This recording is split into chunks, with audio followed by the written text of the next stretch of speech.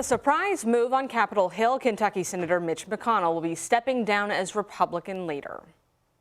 I always imagined a moment when I had total clarity and peace about the sunset of my work. That day arrived today. McConnell has been a powerful political figure for decades. The 82-year-old is the longest-serving Senate leader in our history. The senator will stay minority leader until the Senate selects a new leader in November, who will then take the helm in January. This news came as a shock to many, including McConnell's friend and former Kentucky Republican Party chairman Mac Brown. We asked him about the senator's impact on the country and the Commonwealth. He is the modern Henry Clay. He's been involved in so many things. And then when you talk about what he's done for this state and literally the billions of dollars he's brought here, the infrastructure he's helped rebuild, it's just phenomenal, and every Kentuckian needs to be appreciative of it. Again, not everybody likes him, but they can appreciate what he's done for the state. Governor Andy Beshear also thanked Senator McConnell for his service to the state and was asked if he had any plans to run for that seat in 2026. We've worked together in disaster response and freeing up federal dollars on all those things that aren't red or blue. We've had a good working relationship with his office. Will you put your name in the hat for that seat? No. No. That's definitive. That's definitive. I promise to serve out my term as governor, and I'm going to do that. It is important to note McConnell's Kentucky Senate seat is not up for re-election until 2026, and as of now, he has not indicated if he'll be running or not. New here at noon, a big announcement less than an hour ago from Deputy Mayor Barbara Sexton Smith here in Louisville. Lacey, darling, I'm headed your way. So send me in, Coach. I'm ready to go. And with that message to her husband, Lacey, Barbara Sexton Smith says she is stepping down from her position. Smith has held several positions within city government, including Metro Council person. She said she will continue to work on the business she's built with her husband. I am ready to step over again, and I am ready to step into what I love the most, and that is my life and my work with Lacey. That's right. Lacey and I have built a great life together. We celebrated 30 years just last year. And I tell people all the time, we're on our 30-year honeymoon, and it's very exciting.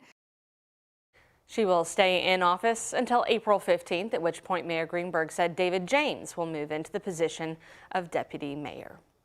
We heard from 3 more witnesses last night who gave testimony in Councilman Anthony Piagentini's ethics trial.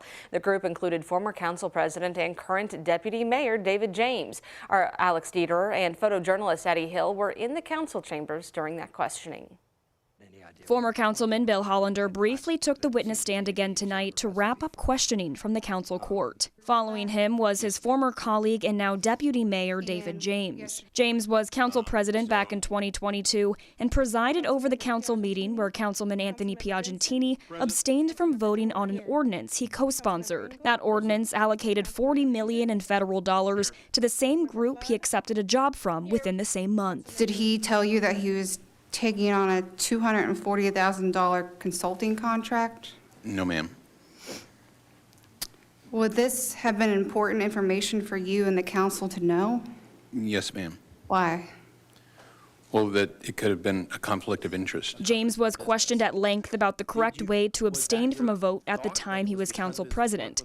He said council members could abstain on the floor at the council meeting or send an email to the council clerk. James went on to say that during the 13 years he was on Metro Council, if he had a conflict of interest, he stayed out of all discussions on the topic. If I had a conflict or a perceived conflict, if I felt that someone may think that it's a conflict, I would not talk about it at any point in time. He did say that it was usual practice for council members to give reasoning to an abstention that's more detailed than just conflict of interest. Alex Dieterer, WHAS11, on your side. Though we have heard from Piagentini's attorneys this week, the councilman himself has not testified. His attorneys told us Monday they advised him to assert his Fifth Amendment right and remain silent throughout that trial. We'll keep you updated on air and online at WHAS11.com. Since there's a regularly scheduled Metro Council meeting tonight, the ethics trial will resume tomorrow. The battle over abortion access continues in the Kentucky Capitol. Lawmakers have filed 2 new bills to add exceptions to the state's abortion laws. Republican Ken Fleming filed the latest measure, which would create limited exceptions for victims of rape and incest. If passed, that bill would only permit abortions before 6 weeks of pregnancy. It would also create a process for physicians to document the circumstances surrounding that abortion. Meanwhile, Hadley's law, filed by Democratic Senator David Yates, would go further than that. It addresses rape and incest exceptions, but also allows abortions in the case of a fatal fetal anomaly. We spoke to Planned Parenthood, which calls the exceptions in Fleming's bill too restrictive. Most people don't even know that they're pregnant at 6 weeks.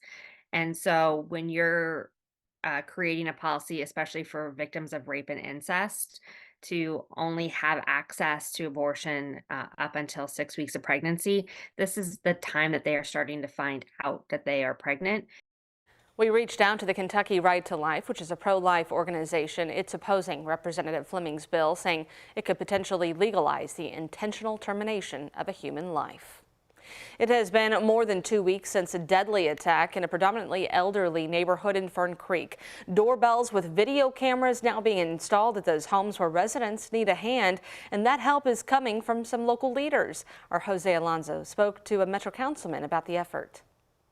Neighborhood leaders in Fern Creek are taking action to make sure residents in the area feel safe and comfortable, especially those who are retired. This comes just after a 79-year-old woman was found fatally stabbed to death in her own home just over 2 weeks ago. Video camera doorbells can be seen in several neighborhoods, including those surrounding Fern Creek. Metro Councilman Stuart Benson says he, his team, and LMPD are helping retired Louisvillians who are feeling uneasy after the murder. Benson says his team has been walking the streets and assisting those who have purchased the device to set them up. Sometimes the older you are, computers and stuff are kind of foreign to them still, and so we really want to help them feel comfortable. And really, when you help one person, sometimes they can help another person. And it's a multiplying effect of helping each other and making sure that people feel secure in their neighborhood. Another neighborhood near Louisville Metro Police Division 7 says their homeowner association is also stepping up their community watch and security efforts. They say the murder has shaken their retired residents and that they are checking in with each other every day and also installing digital doorbells.